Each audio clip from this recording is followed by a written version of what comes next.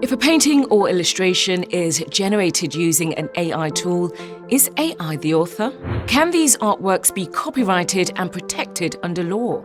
I'm Samantha Johnson, this is Digital Dilemma, and in today's episode, we'll discuss the issue of copyright and authorship in the age of AI.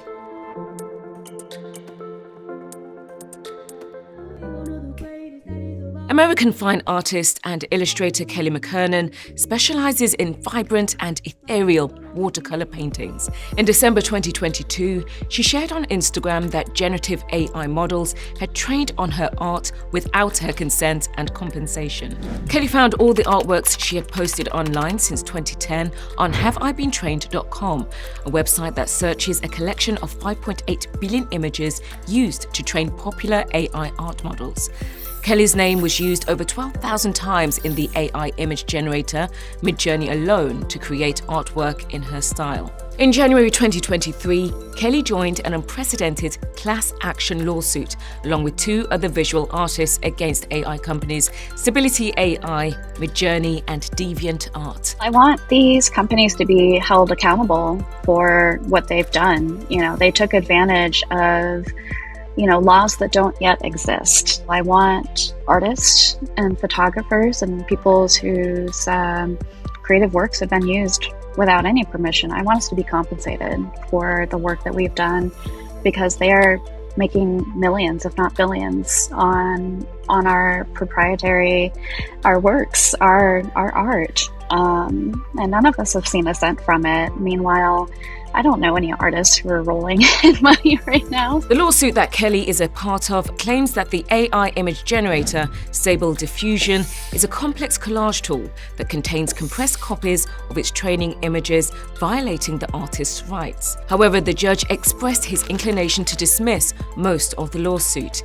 He asked for more explanation on how the AI models actually work. We spoke to James Grimmelman, law professor at Cornell University, who says that there are no clear-cut answers yet on how to think about this issue.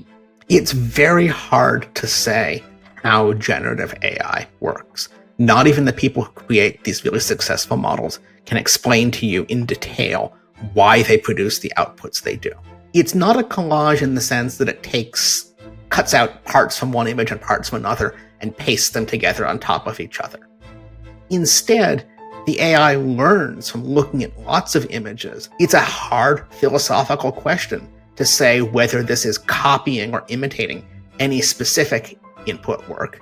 What is clear is that it's learned from and been trained on millions of input works collectively. The US doesn't have any copyright laws written specifically for AI. So the Copyright Act of 1976 is interpreted by courts even for cases claiming copyright infringement by AI. Under this act, fair use allows for the limited use of copyrighted protected work without permission if the output is transformative and doesn't compete with the artwork of the original creator. And AI companies apply fair use to argue that their models just learn from the works, but don't copy them, and thus does not infringe on copyright laws. Writers and journalists are having to contend with AI tools too. According to a recent poll by the Authors Guild, 90% of the writers said authors should be compensated for the use of their books in training generative AI. The Authors Guild submitted an open letter to generative AI leaders. We, the undersigned, call your attention to the inherent injustice in exploiting our works as part of your AI systems without our consent, credit, or compensation. More than 10,000 writers signed it, including Dan Brown, Roxane Gay, Margaret Atwood, Viet Thanh Nguyen, and Jonathan Franzen. According to Mary Rasenberger, CEO of the Authors Guild, AI-generated text cannot compete with human-created works in terms of quality. Human writers have spent their entire careers perfecting their craft. However, she is worried that there is a pressure to use AI-generated text because of how fast and cheap it is to produce. The impact is twofold, actually. It's first, you've stolen the works of the creators, of the authors, to create the AI machines, to generate text that will compete with the authors' works. And We are very concerned that AI-generated text could flood the marketplace, meaning that there's simply not, the pie stays the same size, but it will be split up in too many pieces. Consumers will end up sometimes buying AI-generated content, books, articles, without knowing it. Employers will try to use AI to generate text instead of paying authors.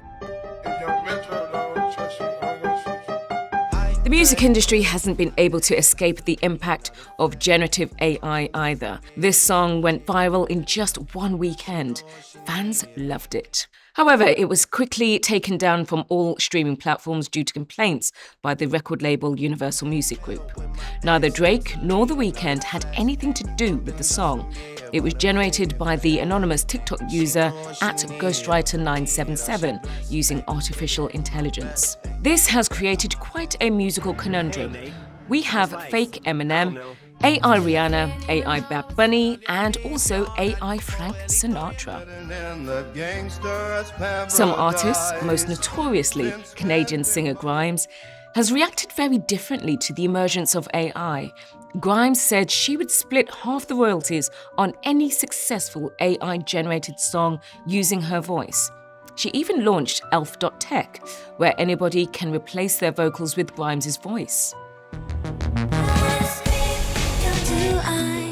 There are a growing number of people who see the beauty in and upsides of AI-generated work, and they want their art to be legally protected as well. This piece, created using AI software Midjourney, won first place at the Colorado State Fair's Digital Arts Competition in 2022. Video game designer Jason Allen submitted his artwork to the US Copyright Office, but the registration was rejected. We have decided that we cannot register this copyright claim because the deposit does not contain any human authorship, Copyright Office officials wrote in their decision. However, Allen isn't given up just yet. We're preparing to go all the way to the Supreme Court, he says. The United States Copyright Office continues to assert that AI creations lack human authorship, yet they fail to provide any evidence at all that images can be produced without human intervention. The USCO's position overlooks the interaction between human user and the AI software. This is because it's impossible to separate the two. By doing this, they are ignoring the creative intent, control, and decision-making exerted by the human user in the process. And they literally are saying that I had nothing to do with it, that I didn't create my art. An argument used in favor of AI-generated artworks is that AI tools make it more accessible for different types of people, regardless of their artistic abilities to participate in the creation of works. I've heard arguments of people sort of saying that generative AI is a form of democratizing art. And this is where I always like to ask, well, what is your definition of democracy? Because if it comes at the exploitation of someone else, that's not democracy. And so if we look back at what makes generative AI, if it's with images that people have their copyright of, or even if they don't, but they didn't consent to it being in there, well, that's not democracy, right? That's exploitation. The question remains undecided about who owns the output, whether it's the person who prompted the AI-generated art, the artist who works the AI was trained on, the creators of the AI programs, or neither of these people. We are going to need new copyright laws for AI, but the problem is we just don't know which ones we need yet. It's been less than a year since the start of the real generative AI revolution, but it took 250 years from the printing press to the first real copyright law. It's far too soon in the transformations of AI to know what kind of legal framework is going to be right. We need to figure it out, but we don't know yet. I can just imagine a world in which computers and AIs are authors and inventors and own IP. But I think that's a world in which we recognize them as people for all kinds of purposes. They would have, let's not call them human rights, but they'd have fundamental rights. They could own property and sign contracts.